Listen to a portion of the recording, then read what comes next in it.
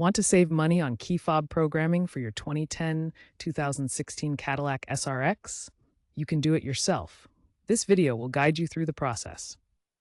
The SRX uses a passive keyless entry system, meaning you can start and lock your car without physically using a key. Here's the fundamental DIY pairing process. First, make sure your car is off with the doors unlocked and you have your original or replacement key fob. Turn the ignition to the on position without starting the engine. Then, press and hold the lock and unlock buttons on your fob simultaneously for 10 to 15 seconds.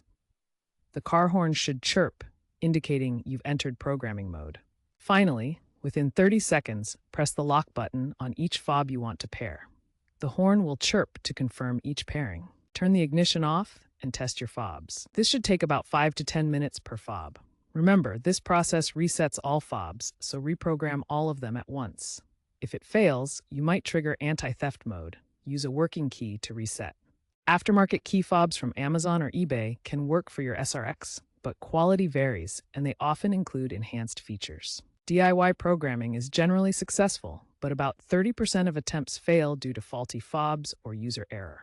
If you run into problems, an OBD2 scanner can help diagnose issues with your vehicle's system. The future of car keys is shifting towards digital solutions, with many newer GM vehicles using smartphone apps for keyless entry. For older SRX models, aftermarket adapters offer partial smartphone control. A common pitfall is triggering the immobilizer lockout by attempting DIY pairing without a working key, which will require a tow to the dealership.